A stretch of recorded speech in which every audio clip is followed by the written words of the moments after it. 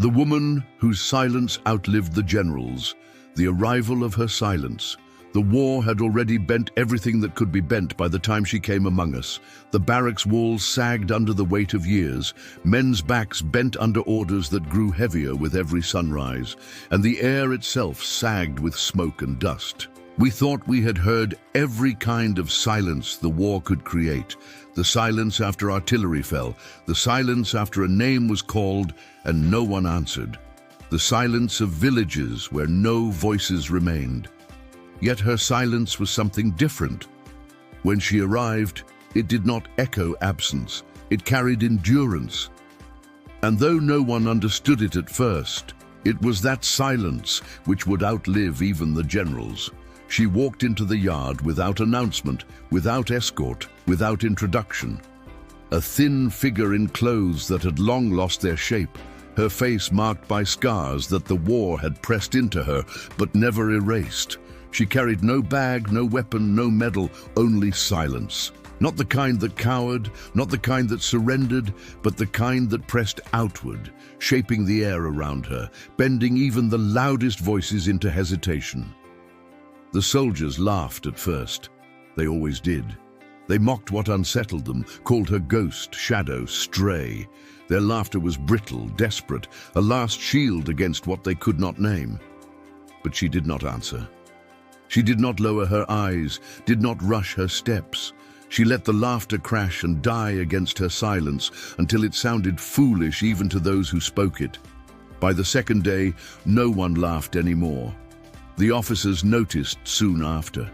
They barked orders with sharper voices, eager to remind us who held power, but when their eyes fell on her, their voices faltered. Something in her silence reflected back at them, something they did not want to see. They had spent years wielding command like a weapon, yet before her they looked like men who had forgotten how to hold it. She did not disobey. She simply did not bend in spirit, and that unsettled them more than open rebellion. At night she stitched. The needle scraped and the thread pulled, steady, unbroken. The sound filled the barracks more completely than sobs once had. Men who used to cry into their pillows fell quiet, ashamed to make a sound beside her endurance. The rhythm of her work became the rhythm of our sleep. She stitched fabric, but we all knew she was stitching something larger, something that held us together when everything else had collapsed. Her silence carried memory. You could feel it when she passed, as though her scars whispered names the war had tried to erase.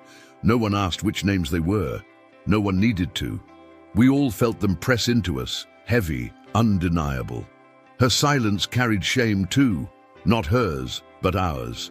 The shame of men who had obeyed when they should have resisted, the shame of soldiers who had laughed when they should have wept. Standing near her was like standing near your own reflection, stripped of excuses.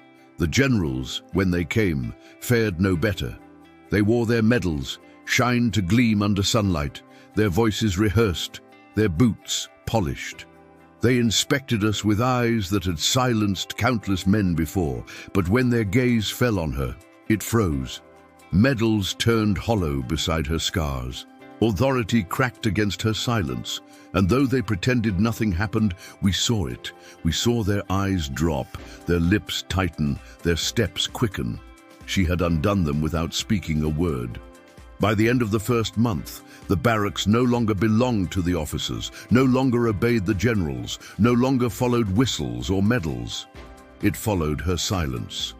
We woke when she rose, slept when her stitching ceased, marched more carefully when she walked beside us. She had become the law, not through commands, but through refusal. Her silence carried more weight than orders, and in its weight we all bent. I lay awake many nights listening. The barracks held no sobs now, no laughter, only her needle, her silence. I realized then what made it stronger than generals. Their voices depended on fear. Her silence depended on truth. Fear fades when men grow numb. Truth endures even when all else is ash. That was why her silence would outlive them. It did not demand belief. It simply remained. The woman whose silence survived the generals was not a commander, not a soldier, not a figure crowned by history. She was flesh and scars and memory. Yet her refusal to speak where others shouted, her refusal to vanish where others demanded it, her refusal to bend even as the war pressed down, made her greater than ranks and louder than medals. And we knew, though none of us said it aloud, that when the generals were gone and their names forgotten, her silence would remain. The silence that broke the officers. The officers had always believed their voices were unshakable. They trained themselves to shout until their throats burned, to cut the air with words that no one could resist. Their orders did not need reason, only volume. Discipline, they called it. Fear, we knew it to be. Their presence in the yard, their boots on the stone, their whistles in the morning, all of it revolved around the sound they produced. The war was their stage, and their voices were the instruments that kept it alive. But the day she arrived, silence began to unmake everything they had built. She never argued with them. She never answered back, never raised her voice, never lifted her hand. Her silence was not rebellion in the way they understood it. They were trained to crush disobedience, but they had no weapon against refusal that came without words. They shouted louder, thinking their commands could pierce her, but their voices collapsed in the air between them. Her silence absorbed everything and gave nothing back. That was why they feared her. One morning during roll call, the officer's voice cracked when he reached her place in the line. He barked her name with the same sharp tone he used for every other soldier. But when she stepped forward, calm and steady, scars visible in the rising light, his words lost force. His throat tightened, his hand trembled as he marked her present. It was small, almost invisible, but we saw it. The barracks felt it. His voice had broken against her silence. From then on, it happened often. The officers barked orders, and men obeyed because habit drove us, but our eyes strayed to her. She moved at her own rhythm, never disobedient but never hurried, never desperate. She tied her boots slowly, adjusted her coat with patience, walked with steps that did not bend to urgency.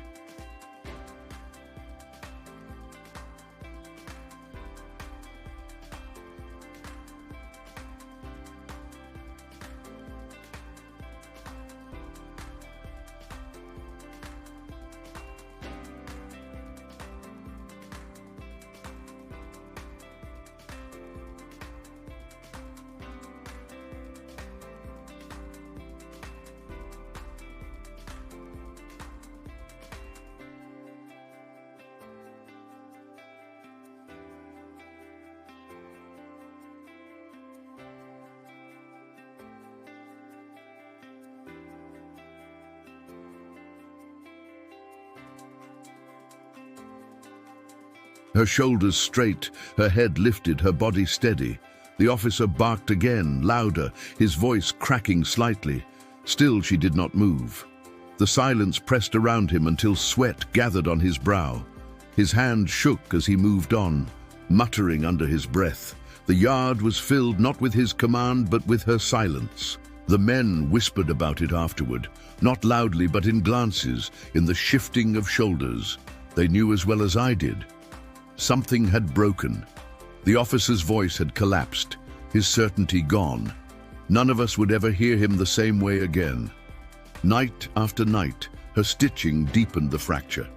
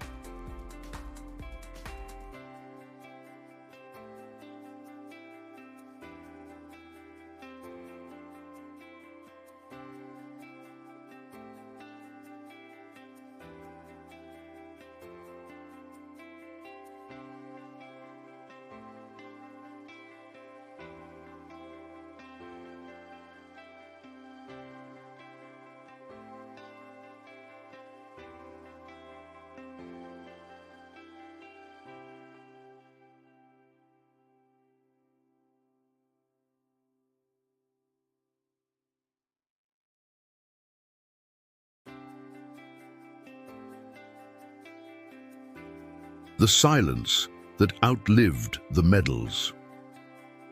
The officers polished their medals as if metal could keep the war from rusting through them. Each morning I saw them rub cloth against bronze and silver, their reflections glinting under a pale sun that had long forgotten warmth. They wore those medals not as decoration, but as shields, proof that the war had meaning, that obedience had value, that cruelty could be transformed into honor with the right engraving. The barracks was a stage, and medals were the costumes meant to disguise hollow voices. But her silence stripped them bare, and soon even medals turned to ash. She did not look at them when they shone, did not lower her eyes when they flashed in the light, did not tremble when they rattled against uniforms during parades.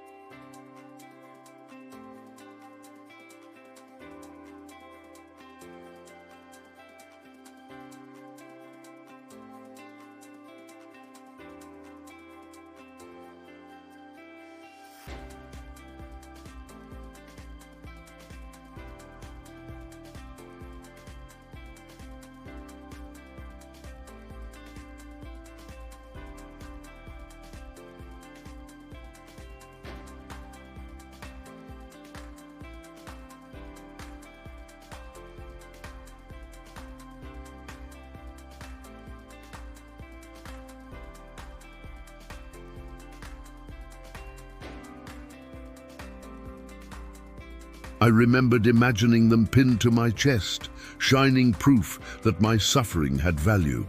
But her silence taught me otherwise. It taught me that value was not given by officers or generals. It was carried in scars, in memory, in endurance. A medal might outlast a war parade, but silence would outlast history. The officers tried harder in those days, holding their medals higher, shouting more about duty and courage. But their eyes betrayed them. When she passed, their gazes dropped. When she stood in the yard, their voices cracked. When her scars caught the light, their decorations dulled. They had built their power on medals, but her silence reduced them to ash. The woman whose silence survived the generals turned medals into lies we could no longer believe. She never raised her hand against them, never spoke against them, never demanded recognition. She simply endured, and her endurance revealed the emptiness of their symbols.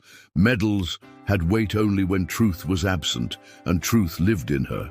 Her silence outlived the medals because silence cannot rust, cannot break, cannot be buried in drawers.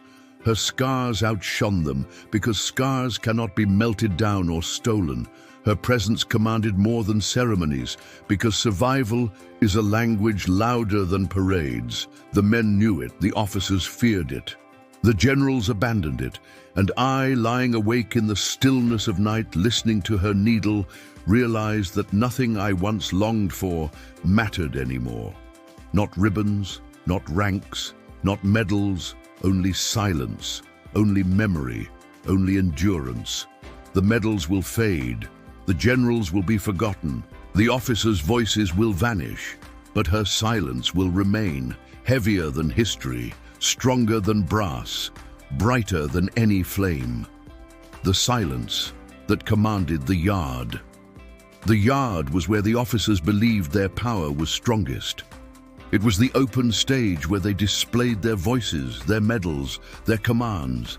The yard was where men were broken into obedience, where lines were straightened, where boots were made to echo until individuality dissolved into rhythm. It was here that the war's discipline became visible, the place where we were reminded every morning and every evening that we belonged not to ourselves, but to the machinery of orders. Yet over time, that same yard ceased to belong to them. It began to belong to her silence. At dawn, the whistle blew as always, sharp and demanding. Men stumbled from bunks, pulled on boots, formed crooked lines before officers straightened them with shouts. But when she walked into the yard, everything shifted. She did not rush, did not stumble, did not snap into place with the desperation of fear. She walked slowly, calmly, her scars catching the faint morning light, her silence pressing outward until the noise of commands seemed like background static. The line adjusted itself around her pace, men straightening without need of an officer's voice.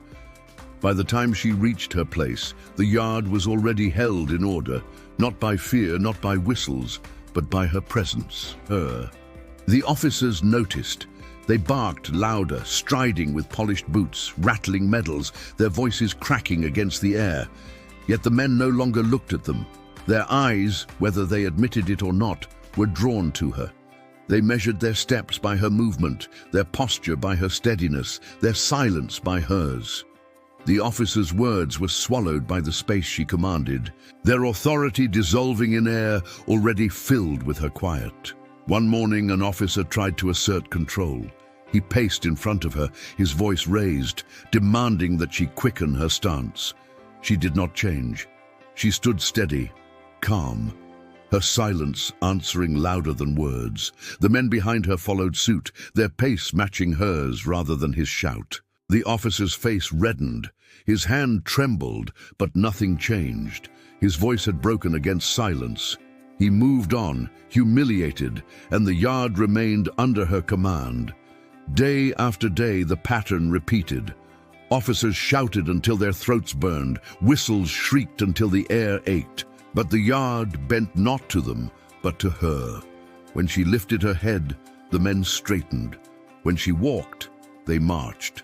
When she stood still, the entire formation froze more perfectly than any officer could demand. It was not obedience to her, but to the truth she carried. Her silence was steadier than orders, her scars more visible than medals, her endurance more commanding than any authority. The generals rarely entered the yard anymore. Their absence was its own confession. They knew their power faltered in her presence, knew that one glance at her scars stripped their decorations of meaning. The yard had once been their parade ground, but now it was her realm.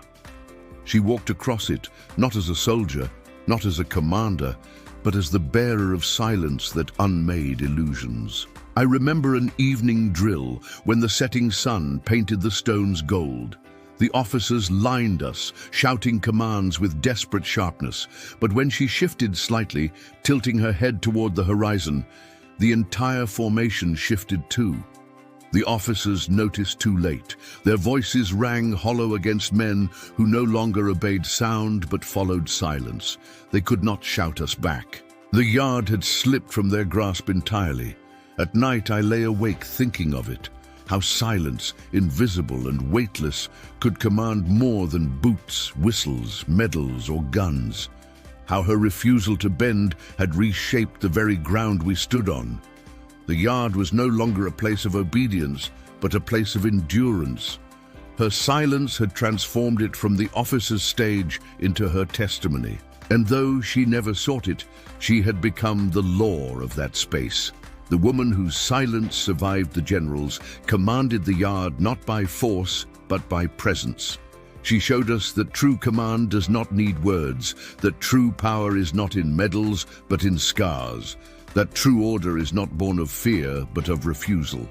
The yard echoed with silence now, and that silence weighed heavier than all the commands ever shouted across its stones, and we, without speaking it, knew the truth. We no longer marched for officers. We marched for her. The silence that stitched the nights.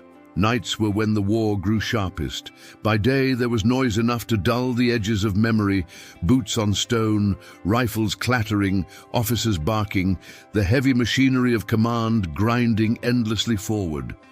But when the lamps dimmed and the barracks lay in shadow, the noise faded and nothing remained to cover the weight pressing against our chests. Men who never faltered under sunlight broke apart in darkness. I heard their sobs, their muttered prayers, their restless tossing as though sheets could shield them from memory. The nights were not quiet, they were full of brokenness. And then she stitched, and the silence she carried began to bind the nights together. At first it was faint, the scrape of a needle against fabric, the tug of thread through torn cloth, the sound barely carried beyond her corner. But slowly we began to hear it, steady, patient, unbroken. It was not loud, yet it filled the room more completely than sobs or whispers ever had. Men turned in their bunks, listening, ashamed of their own weakness beside that steady rhythm. The silence she carried took shape in the sound of her stitching, and soon no other sound dared compete. I remember lying awake, heart pounding from a dream I could not name, sweat cold against my skin. The barracks was thick with heaviness, men twisting, muffling cries, and then her needle moved, scrape, pull, knot, steady as breathing. The weight shifted, the sobs grew quieter. One by one the men fell still. Her silence had stitched itself across us, binding our brokenness into something that could endure until morning. She mended shirts frayed from endless drills, trousers torn on barbed wire, blankets worn thin by years of use. But everyone knew it was more than fabric she repaired. Each stitch was refusal, each knot was defiance, each seam was endurance. Where the war tore, she bound. Where the war burned, she repaired. Where the war silenced, she created silence that spoke louder than any cry. She was stitching not only cloth, but the ruins of us. The officers noticed but never spoke of it. They walked the rows at night, their boots thudding against the floor, their eyes sharp for disobedience. But even they hesitated near her. The sound of her stitching unsettled them.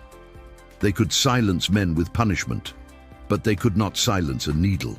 They could crush laughter, drown out whispers, but they could not command her silence away. Her presence turned their authority fragile. They left quickly, their steps unsteady, unable to bear the weight that filled the barracks. The generals avoided the nights altogether. Their absence was loud in itself. They had medals to polish, reports to sign, illusions to guard. They could not face the truth of what her silence created. For her stitching carried the names and cries they tried to erase. It carried shame they tried to bury, ghosts they tried to deny. They could not enter that silence without trembling. So they stayed away, leaving her to command the nights without ever intending to. Over time, the men grew dependent on it. They waited for the sound each evening, listening for the first scrape, the first pull of thread. It became the signal that night had begun, the only anchor in the darkness. When her stitching continued, they lay calmer, their breaths slower, their minds steadier. When it stopped, restlessness returned, as though the silence she carried was the only barrier between us and collapse. She had become the guardian of the night, not through weapons or rank, but through endurance stitched into fabric. I thought often about what it meant. Why did her stitching carry so much weight? Why did silence, which had once terrified us, now hold us together? And I realized it was because her silence was not emptiness. It was full of memory, full of names, full of defiance. It was silence transformed into creation. She stitched because she refused to disappear. She stitched because she would not allow the war to have the final word. Each thread she pulled was proof that something could still be bound, something could still endure. There was one night when a storm raged outside, thunder shaking the walls, rain pounding the roof. The men stirred in fear, the echoes of artillery too fresh in our minds. But she sat steady, her needle moving beneath the dim lamp. The storm could not drown her silence. Her stitching carried through it, steady, unbroken, and slowly even the storm seemed smaller, less powerful than the rhythm she created. That was the night I knew she commanded more than barracks. She commanded the night itself. Her silence stitched the ruins of war into something that could be born, at least until dawn. And though no one thanked her, though no one spoke of it aloud, we all knew the truth. Without her, the nights would have devoured us. With her, we endured. The woman whose silence survived the generals stitched the nights into memory. She mended not only fabric, but our broken spirits. She bound our shame, our fear, our ghosts into silence that carried us forward. And though the war continued, though destruction pressed on every side, inside the barracks her silence was law. And when the lamps dimmed, when voices faltered, when sobs tried to rise, her needle moved and we all fell quiet beneath it. The silence that weighed more than fear. Fear had been the foundation of everything in the barracks. It was the tool the officers used to hold us in place, the current that ran beneath every order, the shadow that shaped our movements. Fear of punishment, fear of humiliation, fear of death. It kept us obedient, it bent our backs, it silenced our voices. We thought nothing could be heavier. We thought fear was the final weight, the one truth no one could escape. But her silence proved us wrong. It weighed more than fear. At first the men resisted the idea, though they would never admit it aloud. Fear had always been loud, a whip in the air, a shout across the yard, a rifle raised at the edge of vision. Silence was supposed to be nothing, absence, emptiness, but her silence was presence. It pressed against us, filled the air, bent the officers' voices, reshaped our days. Fear drove us to obey, but her silence forced us to see, and seeing was heavier than obedience. I remember one morning when the officer's whistle shrieked, summoning us into line. Men scrambled, boots striking stone, uniforms half-buttoned, bodies rushing under the lash of habit. But she moved slowly, deliberately, her steps steady. The officer shouted at her, his voice sharp with anger, yet the men, instead of quickening, matched her pace. The officer's fury rose, his throat strained, his face flushed. But the line bent not to his fear, but to her silence. We obeyed her rhythm, not his command, and in that moment, fear collapsed. Silence weighed heavier. In the mess hall, it was the same. The officers ordered us to finish quickly, to make way for the next group. Their voices cracked with urgency, but she ate slowly, breaking her bread calmly, chewing with patience. And one by one, the men slowed too. Plates clattered less, spoons moved quieter. Fear of punishment could not overcome the gravity of her silence. The officers could not drag us back into their rhythm. They left frustrated, knowing they had lost. The barracks at night revealed it most clearly. Fear once ruled the dark, the fear of dreams, of cries slipping past lips, of shame at weakness. Men broke under it, sobbed into blankets, whispered prayers they did not believe. But when her stitching filled the room, fear dissolved. Her silence bound the night tighter than fear ever could. The men no longer trembled under shadows. They listened instead, their breaths slowing, their bodies easing. Her silence weighed heavier than nightmares. Even the officers felt it. They who had relied on fear their whole lives found themselves powerless before her. Their voices cracked, their commands faltered, their medals dulled. They paced with more urgency, shouted with greater desperation, but none of it mattered. Fear no longer held us, silence did. They feared her more than we feared them, though they never said it. Their trembling hands, their restless eyes, their quickened steps betrayed the truth. The generals understood as well. They stayed away, unable to face her, for their power had always been built on fear, and her silence stripped it away. A general's gaze could silence a yard, but one glance at her scars silenced him instead. His absence told us everything. Fear was not the greatest force in the barracks anymore. Silence was. I thought often about what she carried to make her silence so heavy. Was it memory of those erased? Was it shame of what men had done? Was it ghosts pressing against her skin? Whatever it was undeniable. To stand near her was to feel weight pressing on your chest. Heavier than fear, heavier than shame, heavier than grief. It was the weight of truth, and truth bent us more than orders ever did. One evening, as the sun fell, and the yard glowed with fading light. An officer tried to restore control. He called us to attention, his voice straining with desperation. Men began to move, but she stood still, calm, scars illuminated in the dying sun. Silence spread outward from her like a tide. The officer's voice faltered, his words crumbling in his throat.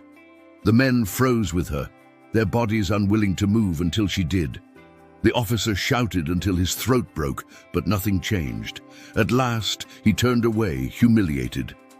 The yard was hers, commanded not by fear, but by silence. I lay awake that night, listening to her stitching, and realized what had happened. The war had given fear everything it could: rifles, officers, generals, punishments, medals. But she had taken silence, the one thing they could not control, and made it heavier than all of it. She had shown us that fear was not the final law, truth was, and truth spoke most loudly when unspoken. The woman whose silence survived the generals weighed more than fear itself. She bent officers without words, undid generals without weapons, commanded men without orders. She carried scars heavier than medals, silence stronger than rifles, presence greater than fear. And though the war raged on, though fear still prowled around us, it no longer ruled us. She did.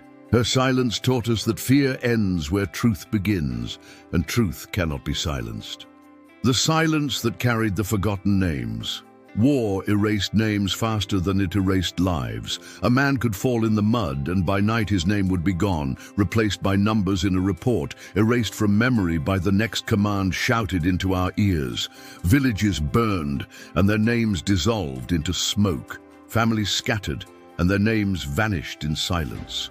Even soldiers who once marched beside us became nameless shadows the moment their boots no longer struck stone.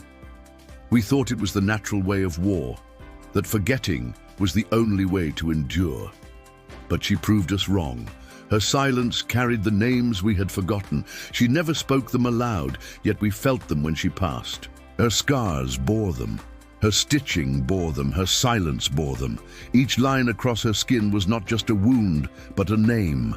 Each mark a voice preserved, each scar a testimony that those erased still lived in her. We could not read them, yet we knew. When her scars caught the light, when her silence pressed against us, we felt the presence of those names. They hung in the air like ghosts, heavier than medals, louder than orders. The men tried to avoid it at first. They lowered their eyes, quickened their steps, desperate not to feel the press of memory. But her silence allowed no escape. The names we had buried returned, not as sounds, but as weight. We dreamed of them again, names we had once spoken but abandoned, names of comrades, names of strangers, names of children whose voices had been silenced. She brought them back without words, stitching them into the nights until they were unavoidable. The officers trembled more than anyone. They who had written the reports, signed the orders, erased names with strokes of pens, now faced them again in her silence. When they shouted at her, their voices cracked as though each syllable carried the weight of what they had erased. Their medals dulled in her presence because they were pinned over the absence of names, and her silence revealed it. The generals could not face her at all. They stayed away, knowing that in her silence every forgotten name returned to accuse them. I remember a night when the barracks lay unusually heavy. The men tossed restlessly, unable to sleep. She stitched, her needle scraping, thread pulling, steady as always. But that night it was different. Each stitch seemed louder, sharper, as though each was a name tied back into the world. I lay still, listening, and one by one the men grew quiet too. By dawn, no one spoke, not even the officers. Her silence had carried the weight of names through the night, and we all woke, bearing them. It was unbearable, yet necessary. For years we had buried our memories to survive. We had erased names so that we would not break. But she refused to erase. She bore them openly, carved into flesh, bound into silence. She showed us that forgetting was not survival, but surrender. To survive and forget was to become hollow. To survive and carry names was to endure with truth. Her silence turned us into witnesses against our will. Every time she moved through the yard, every time her scars caught the light, we felt the weight of names pressing into us. We did not want them, yet we carried them because she carried them. And in time, we began to understand. Memory was heavier than fear, heavier than shame, heavier than war itself, but it was also the only thing that kept us human. I dreamed often of faces I had long buried. In the dreams they stood beside her, silent, unblinking, their names carved across her skin. I woke in sweat, trembling, unable to shake the weight. But with the weight came something else: clarity, truth, proof that they had existed, that they were not erased completely. She had carried them back into the world through silence, and through her, they survived. The woman whose silence survived the generals carried forgotten names, as though they were her own flesh. She bore them without collapsing, bore them without asking for help, bore them so that we could not pretend ignorance anymore. She was the living memory of those the war erased. And because of her, the war's greatest weapon, forgetting, was undone. The barracks lived under her silence now, under the weight of names we did not want but could not escape. And though it bent us low, though it broke our laughter, though it stripped us of illusions, it also bound us to truth. For the names we forgot had returned, and through her they would never vanish again. Her silence carried them into every corner, every meal, every night. And we knew then that even if the war burned the world to ash, the names would live, stitched into her, remembered in silence that could never be erased. The silence that made the officers tremble. The officers had always been the pillars of discipline in the barracks. Their boots struck stone with authority.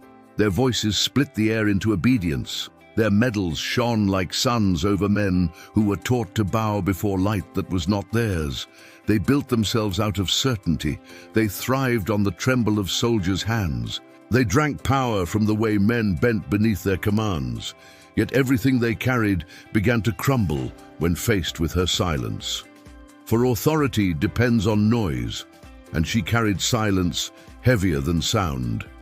In the beginning, they tried to ignore it. They barked orders louder than ever, shouted until their voices cracked, paced with restless fury, rattled their medals until they clanged like chains. But none of it could pierce her calm. She moved when she chose, at the rhythm of her scars, not at the rhythm of their commands. She stood steady while they tried to shake her. She lifted her head without fear when they hovered close. She obeyed without bending, complied without surrender, endured without collapse. Their words fell empty at her feet, and slowly the men began to see it. One morning, during inspection, an officer stopped in front of her. His face hard, his jaw set, his chest covered in rows of medals that caught the weak sun. He barked at her to fix her stance, though her stance was perfect. She remained unmoved, her scars visible in the cold light, her silence pressing against him. He repeated the order, louder, forcing his throat into violence. Still she did not twitch. His hand trembled on his belt. The men in line saw it. His power was gone. The tremble belonged not to us, but to him. And when he finally stepped away, muttering under breath, the yard was not commanded by his voice, but by her silence. It happened again and again. Each officer who confronted her left shaken. Some shouted until their lungs burned. Others paced like caged animals. Some avoided her entirely, rushing past as though she were a fire that might consume them. None could withstand what she carried. Her silence revealed them for what they were.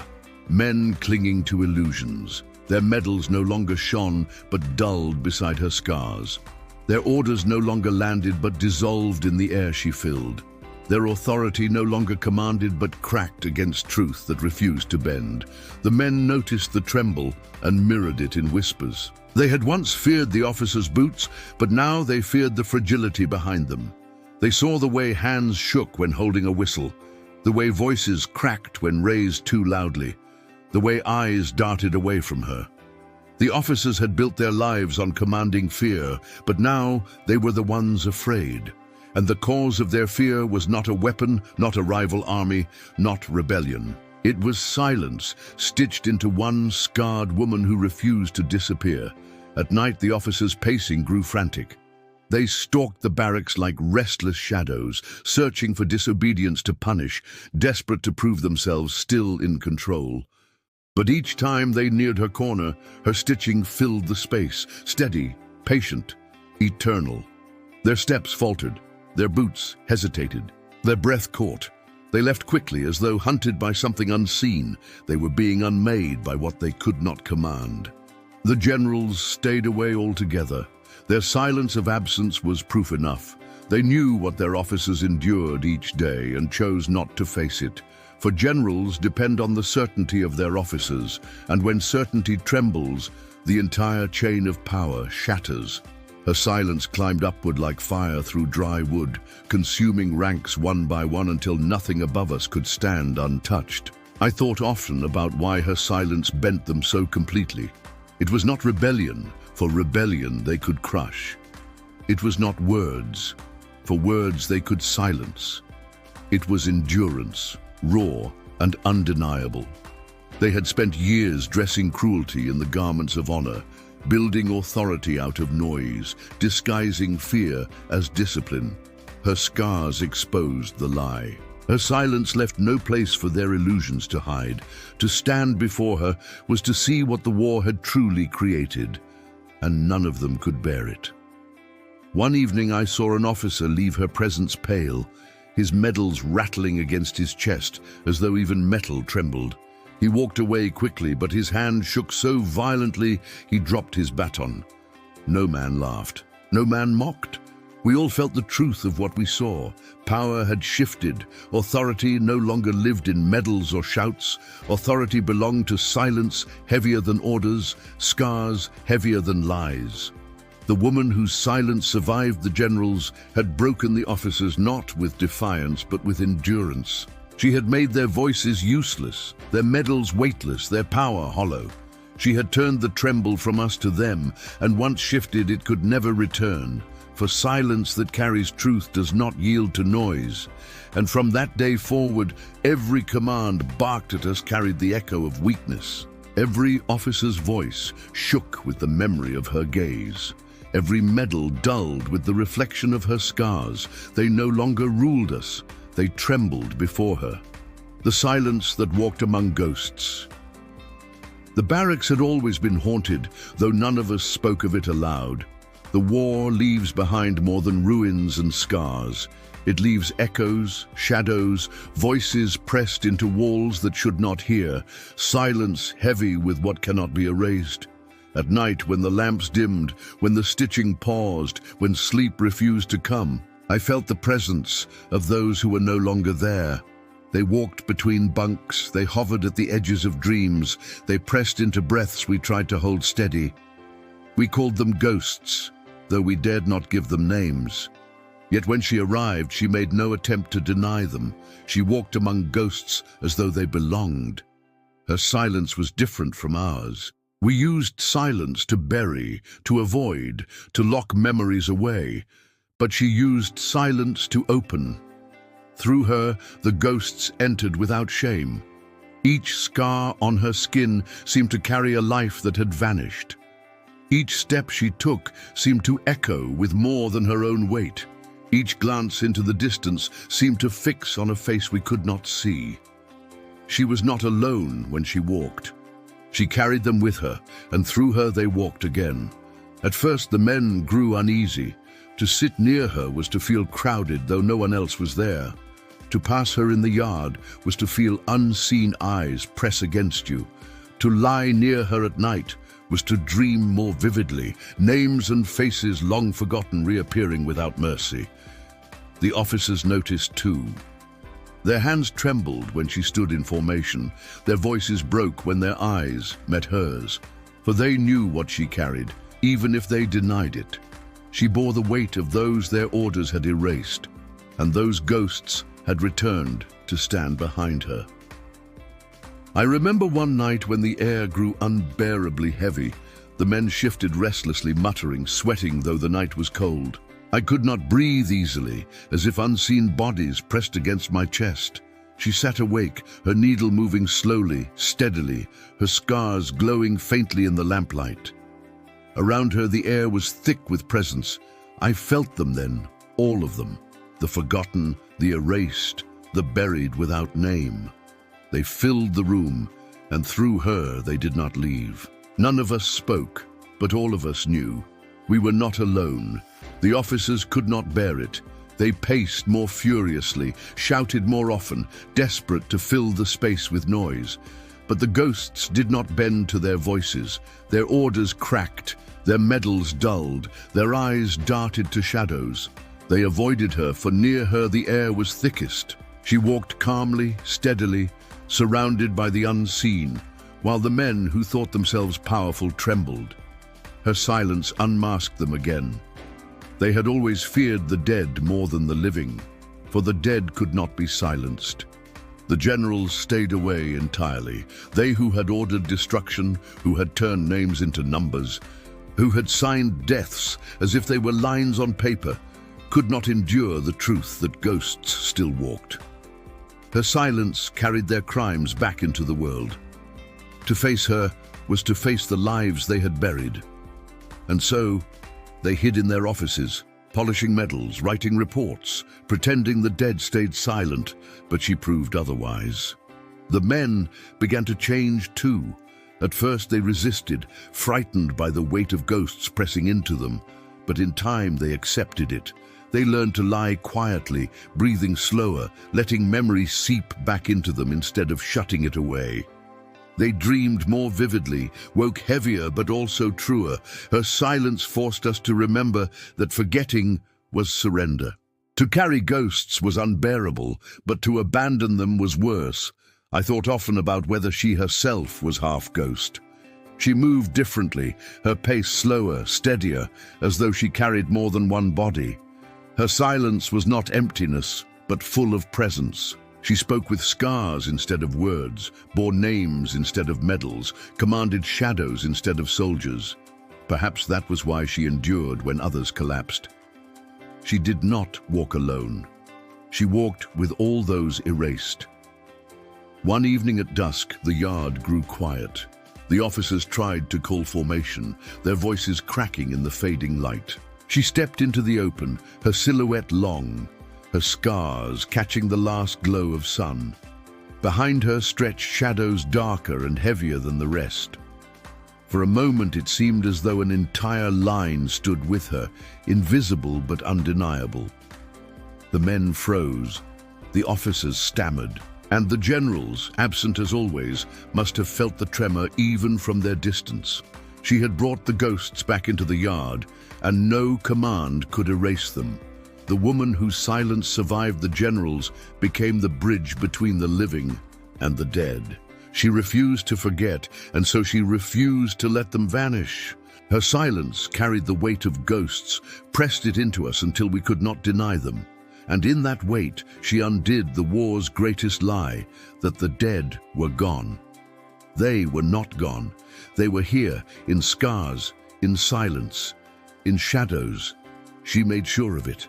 And from that day forward, the barracks was no longer only a place of soldiers. It was a place of ghosts. And though it bent us, though it broke us, though it left us trembling, it was truth. And truth, however heavy, outlived fear, outlived medals, outlived even the generals, the silence that bound the nights. The nights were always the war's cruelest hours. By day, there was enough noise to distract us from ourselves. Boots struck stone, rifles clattered, orders tore the air apart. The machinery of discipline drowned memory beneath its endless grind. But when the lamps dimmed and the yard emptied, when the officers retreated to their quarters and the generals hid behind walls of polished wood, the silence returned. It was not peace, but pressure. It filled the lungs like smoke. It pressed against the ribs until breath grew shallow. It forced men to remember what they had spent all day trying to forget. The nights were long corridors of shame and ghosts. They were unbearable. Until her silence entered, and slowly it bound the nights together. At first it was only the sound of stitching, the scrape of a needle, the pull of thread, the faint snap as cloth was bound again. Fragile sounds, too small to matter, yet they carried further than cries. The men who wept into their blankets fell quiet when her rhythm began. The whispers that used to haunt the dark dissolved into stillness. The barracks became ordered not by command, but by her silence, stitched across us like fabric. It was not emptiness, it was presence. Her silence filled the night until no other sound dared to rise. I remember lying awake, heart racing from dreams that left me trembling, listening as her needle moved. Each stitch felt like a hand pressing the night into shape, refusing to let it unravel. Her silence was heavier than shadows, heavier than fear. It did not banish the darkness, but it bound it, made it bearable, held it together until dawn could break. And though no one spoke of it aloud, we all depended on it. Without her silence, the nights would have devoured us. With it, we endured. The officers knew it too, though they never admitted it. They prowled the barracks at night, their boots striking the floor to remind us of their presence. But even they faltered near her. The sound of her stitching unsettled them. The weight of her silence pressed against their authority. They could not order it away. They could not punish it. They passed quickly, their voices cracking, their steps unsteady. For the nights belonged to her, and nothing they did could take them back. The generals stayed away altogether. They who thrived on ceremonies and daylight illusions did not dare enter the barracks at night. Her silence carried too much truth, too many ghosts, too much memory. They could not withstand it. And so they hid in their offices, polishing medals, pretending the nights did not exist. But we lived them, and in living them, we knew. Her silence was the only thing that kept us from collapse. As the months passed, the men began to wait for it. They lay down listening, holding their breath until her needle began. Only then could they surrender to rest. Her silence became the signal of survival. When it continued, the night held steady. When it paused, restlessness returned, as though the weight of memory pressed in harder without her to bear it. She stitched not only cloth, but us, binding us to the night so that it would not tear us apart. I wondered often what she carried to make her silence so full. Perhaps it was the names she bore, carved into scars that would never fade. Perhaps it was the ghosts that walked with her, pressing through her into us. Perhaps it was shame she carried for all of us, refusing to let it dissolve into forgetting. Whatever it was, it gave her silence more power than fear, more endurance than command, more authority than medals. Her silence outlasted the night itself. One evening a storm raged outside, thunder shaking the roof, rain pounding the walls, wind screaming through cracks. The men stirred in fear, the echoes of artillery still fresh in their bones. But she sat steady, stitching beneath the flickering light of her lamp. Her silence bound the storm itself, held it outside the barracks walls, made it powerless before her rhythm. By dawn, the storm had passed, but her silence remained, and we knew then that nothing the world threw against us could outlast her endurance. Her silence became the law of the night, not spoken, not written, but lived. It taught us that memory was heavier than fear, that scars carried more truth than medals, that survival was not the absence of death, but the refusal to disappear. We had once believed the nights belonged to fear, but she showed us they belonged to silence, if silence was carried by endurance. The woman whose silence survived the generals bound the nights into memory. She stitched us into them so we could endure, so we would not unravel completely. And though the war raged beyond the walls, though destruction pressed on every side, inside the barracks her silence commanded. And when the lamps dimmed and the ghosts pressed close and fear tried to devour us, her needle moved, and we fell quiet beneath it, carried through the dark by silence that weighed heavier than war itself. The silence that carried shame into memory. Shame was the hidden uniform of every man in the barracks. We wore it beneath our coats, beneath our skin, beneath our silence. It came from the orders we followed without question, from the cries we ignored, from the laughter we offered when we should have wept. It weighed heavier than rifles, heavier than boots, heavier than the medals that were supposed to erase it. Shame rotted inside us, unspoken, denied, buried beneath fear. But she uncovered it without a word. Her silence carried our shame into memory. Her scars were the first reminder. They told the truth of our failures more clearly than any confession could. Each mark was a story of cruelty endured while others turned away. Each line across her flesh was an accusation etched into her body. To look at her was to remember the moment you did nothing. To see her scars was to feel shame rise, thick and choking, from the place you had buried it. We avoided her eyes not because we feared her, but because we feared ourselves reflected in her silence. The officers felt it most. Their voices cracked, not from lack of discipline, but from the weight pressing back at them when they stood before her. Their medals dulled in her presence because they could not cover the shame beneath. Their orders rang hollow because she reminded them of the moments when obedience became cruelty. She never accused them, never spoke against them, never raised her hand, but her silence stripped away their masks until only shame remained. They carried it back to their quarters, pacing restlessly, trembling in ways they could not explain. The generals disappeared almost entirely, for their shame was heavier than anyone's. They had written the signatures that condemned villages. They had buried names beneath numbers. They had built authority out of silence that destroyed. To face her was to face all of it at once. Her scars were the map of their crimes, and her silence the voice of everything they had erased. They could not bear it. They vanished into absence, and their absence was its own confession. Among the men, the shame spread differently. At first they resisted, burying themselves deeper in routine, clinging to obedience, forcing laughter that rang false. But slowly the silence she carried pressed into them. They dreamed again of things they had chosen to forget.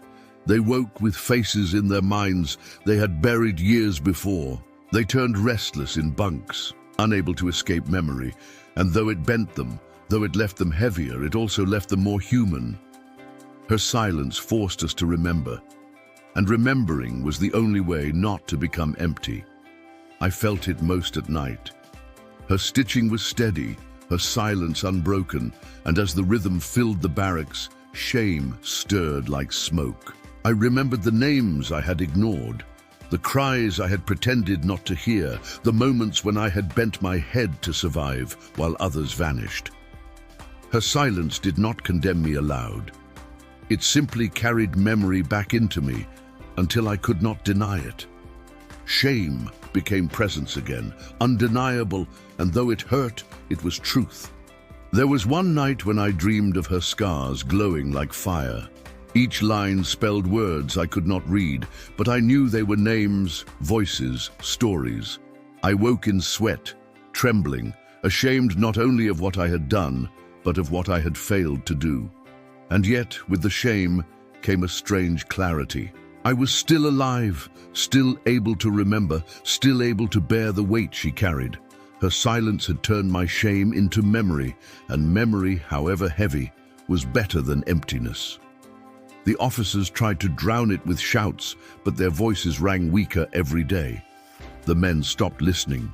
Her silence commanded more than orders ever could.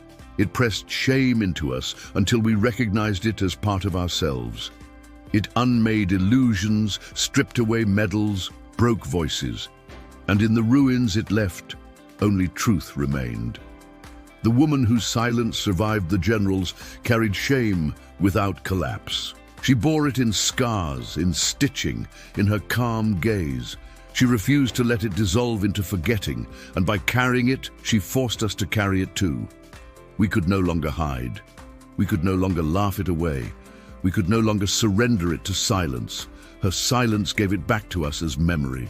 And though it weighed heavier than fear, heavier than grief, heavier than ghosts, it was necessary, for only memory could keep us from disappearing completely.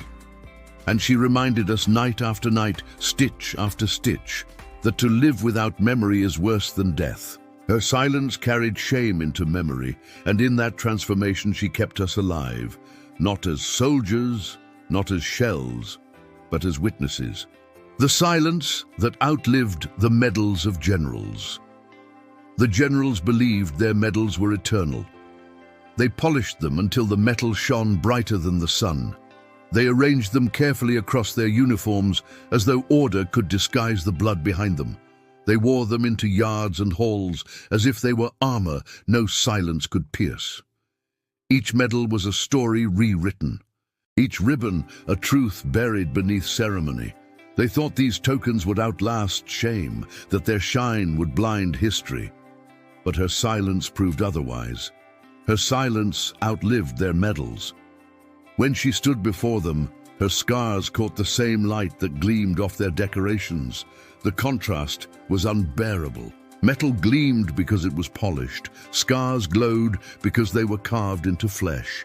Medals told of victories measured in numbers. Scars told of cruelty endured without recognition. The men saw it immediately, though they never spoke aloud. A chest heavy with medals seemed hollow beside skin, heavy with wounds. The generals saw it too, and their eyes faltered. There was a day when one general entered the yard, his uniform so heavy with medals that the fabric sagged. He walked with certainty, his voice sharp, his boots echoing like thunder. He lined us, inspected us, spoke of honor. Then his eyes met hers. She stood steady, her silence pressing outward, her scars unhidden. The general's voice cracked, his words dissolved in his throat. His hand trembled against the medals pinned to his chest. He turned quickly, continuing the inspection, but every man saw it. Her silence had undone him. From that day, he did not return. His absence was louder than his voice had ever been. He had built his authority on medals, but silence had stripped them of meaning. He had nothing left to shield him. And though no announcement was made, no order written, every soldier knew the truth. The generals were afraid. The officers tried to compensate, barking louder, polishing their own decorations, forcing ceremonies into the yard. But the men no longer looked at them, they looked at her. She did not need metal pinned to her. Her scars spoke louder, her silence carried more weight. Her endurance outlasted every illusion. We followed her stillness more than we followed their shouts. At night, her stitching echoed louder than any medal ever could. Each pull of thread was a story bound, each knot tied a truth preserved. While generals decorated themselves in metal, she decorated the silence with memory. Her rhythm carried further than their ceremonies, reaching into our dreams, binding us to truth. Medals could be stolen, melted, forgotten. Silence could not. I thought often of the medals I once longed for, how I dreamed of them as a boy, imagined them as proof that I mattered, as shields against my own shame. But after her, those dreams tasted of ash. I saw medals for what they were, distractions, illusions crafted to hide the cruelty of obedience. Her silence was the only honor worth carrying, her scars the only truth worth remembering. There was a day when one general entered the yard, his uniform so heavy with medals that the fabric sagged. He walked with certainty, his voice sharp, his boots echoing like thunder. He lined us, inspected us, spoke of honor. Then his eyes met hers. She stood steady, her silence pressing outward, her scars unhidden. The general's voice cracked, his words dissolved in his throat. His hand trembled against the medals pinned to his chest. He turned quickly, continuing the inspection, but every man saw it. Her silence had undone him. From that day, he did not return. His absence was louder than his voice had ever been. He had built his authority on medals, but silence had stripped them of meaning. He had nothing left to shield him. And though no announcement was made, no order written, every soldier knew the truth. The generals were afraid. The officers tried to compensate, barking louder, polishing their own decorations, forcing ceremonies into the yard. But the men no longer looked at them. They looked at her. She did not need metal pinned to her. Her scars spoke louder, her silence carried more weight, her endurance outlasted every illusion. We followed her stillness more than we followed their shouts. At night, her stitching echoed louder than any medal ever could. Each pull of thread was a story bound, each knot tied a truth preserved. While generals decorated themselves in metal, she decorated the silence with memory. Her rhythm carried further than their ceremonies, reaching into our dreams, binding us to truth. Medals could be stolen, melted, forgotten. Silence could not. I thought often of the medals I once longed for, how I dreamed of them as a boy, imagined them as proof that I mattered, as shields against my own shame. But after her, those dreams tasted of ash. I saw medals for what they were, distractions, illusions crafted to hide the cruelty of obedience. Her silence was the only honor worth carrying, her scars the only truth worth remembering. The generals vanished more often as time went on. Their voices grew faint in the barracks, their presence reduced to whispers. They lived in offices surrounded by paper and polish, afraid of the silence they could not command. They knew that every time they faced her, their medals turned hollow, their illusions burned away. And so they stayed hidden, leaving their officers to tremble in their place. Her silence had broken them without a word. Among the men, the change was complete. No one admired medals anymore, no one spoke of them. They became tokens of shame, reminders of obedience without courage, lies dressed in shine. Men looked instead at scars, their own and hers, recognizing truth in what could not be erased. The barracks became a place where silence was more powerful than ceremony, where endurance was heavier than decoration. One evening I dreamed of a parade ground where medals rained from the sky like falling stars, clattering against stone, turning to ash on the ground. She stood in the middle, silent, her scars glowing softly, unshaken as the ash piled around her. I woke trembling but also certain. Medals would not endure. Silence would. The woman whose silence survived the generals revealed the emptiness of their symbols. She carried no ribbon, no medal, no ceremony. Yet she commanded more than all of them. Her scars weighed heavier than their decorations, her silence brighter than their polish, her presence stronger than their parades. The generals believed their medals would define history, but history will forget their names, forget their ceremonies, forget their illusions. What will remain is silence. What will remain is scars. What will remain is endurance carved into flesh and carried without collapse. Her silence outlived their medals because truth always outlives illusion. And we, bent beneath it, knew that nothing they pinned to their chests mattered anymore. Only what she carried mattered. Only silence survived. The silence that commanded the yard of shadows. The yard was never empty, even when no soldiers stood in it. Long after drills ended and boots no longer struck the stones, the place held an aftertaste of movement. We called it the Yard of Shadows, for every corner seemed crowded with things unseen, the outlines of men who had marched before, the silhouettes of officers who had barked commands that echoed long after their voices were gone. It was a place heavy with residue, a place where silence always pressed hardest, and it was in that Yard of Shadows that her silence commanded most clearly. At dawn, when the first whistle split the grey air, the men stumbled from their bunks, shoulders stiff, eyes clouded. They lined up as always, fear and habit dragging their bodies into formation. Officers barked, boots clattered, medals rattled. The routine was unchanged. Yet when she walked into the yard, the atmosphere shifted. The shadows bent toward her. Her scars caught the early light, faint but undeniable. She did not rush. She did not bow her head. She moved with calm steps, as if the yard belonged to her alone. And perhaps it did, for the silence she carried pressed heavier than all the noise around her. The officers shouted louder, desperate to reclaim the ground, but their voices cracked, their words thinned. The men's eyes drifted toward her instead of their faces. Their steps matched her rhythm instead of the shouted cadence. The yard of shadows obeyed her silence more than their commands. One morning, the officers attempted a parade, eager to remind us of their authority. They lined us in strict formation, forced us to march in circles, demanded salutes to their medals. But when she stopped walking, calm, steady, scars illuminated, the entire formation faltered. Men froze unconsciously, as though bound by an unseen thread. The officers shouted, panicked, their hands trembling as they tried to restore order, but it was useless. Her silence had claimed the yard. Even the shadows seemed to gather at her feet, as though recognizing their witness. At night, the yard was worse. The officers avoided it after dusk, leaving it to silence. But sometimes she stood there, still, unmoving, her figure faint in the moonlight. Men who glimpsed her from the barracks whispered that she looked like part of the shadows, a scarred outline among many others, except she was breathing.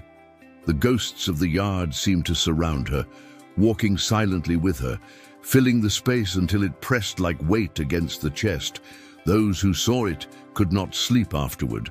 They said the yard belonged not to the living anymore, but to her and those she carried. The generals never returned to it. Their parades had once claimed the yard as their stage, their medals shining like suns. But now the space rejected them. Even if they had entered, their authority would have crumbled against her silence. They must have known it, for they stayed away, leaving only officers to tremble. The absence of generals turned the yard into something else, not a place of ceremony, but a place of testimony. Her silence rewrote its meaning. I often stood in the yard during dusk, watching her as the last light dissolved. The shadows grew longer, heavier, bending until they seemed to pool around her. She stood calm, steady, unbowed, as though speaking to those who had vanished. And I realized then that the yard of shadows was not haunted because of ghosts alone. It was haunted because memory refused to disappear. She had carried that memory into the yard, made it visible, unavoidable. Her silence forced us to face it. The men no longer laughed there, no longer whispered, no longer moved with desperation. They moved slowly, cautiously, as if afraid to break something sacred. Her silence commanded them without orders, binding them into stillness. And though it bent us, though it left us heavier, it also steadied us. We knew we were walking in a place where truth outweighed noise. The woman whose silence survived the generals commanded the yard of shadows without raising a hand, without speaking a word. She carried scars heavier than medals, ghosts heavier than parades, silence heavier than fear. And in that yard, where authority had once lived in noise, her silence ruled absolutely. The officers trembled, the men bent, the generals fled, and the shadows, countless and nameless, gathered at her feet like soldiers waiting for a command. The silence that walked beyond the gates. The gates had always been the line between captivity and the world beyond. They were heavy iron, taller than any man, locked by chains that clattered like the very voice of authority. We measured our days by those gates. They opened when orders demanded. They closed when fear commanded, and no one crossed them without permission carved from above. They were the general's wall of certainty, the officer's tool of discipline, the men's cage of resignation. The gates defined everything, until she carried her silence beyond them. It did not happen with a parade or with ceremony. It happened the way everything about her happened, slowly, steadily, without need of announcement. One morning she walked toward the gates during inspection. The officers froze, their voices cracking, their eyes restless. The men watched, holding their breath. She did not rush. Her steps were calm, her scars catching the gray light. She stopped in front of the gates, and for a long moment the entire yard fell silent. Even the chains seemed to still. The officers shouted at her to return, their words trembling. She did not move. Her silence pressed outward, heavier than their noise. And then, without force, without weapon, the gates seemed smaller. They no longer looked like walls. They looked like doors waiting to open. She never touched them, never demanded. She simply stood, but in standing she unmade them. The men saw it too. The gates that had defined our lives for years no longer carried the same weight. Her silence had turned them into something else. A threshold, not a prison. A passage, not a cage. The officers grew frantic. They barked louder. Their hands shook against their belts. Their medals rattled like brittle shells. They tried to pull her back with orders, but none dared approach her. Their fear was too visible. They knew that if they touched her, they would collapse under the weight she carried. And so they shouted from a distance, but their words dissolved into air, already filled with her silence. From that day, the gates were never the same. Even when locked, even when chained, they no longer commanded us the way they once had. The men glanced toward them with new eyes, seeing possibility instead of finality. The officers paced more nervously, sensing that their strongest weapon had been undone. And the generals, who had built those gates as monuments of control, never dared approach again. Her silence had crossed them without moving an inch. At night, the whispers spread. Men dreamed of walking beyond, not in rebellion, but in endurance.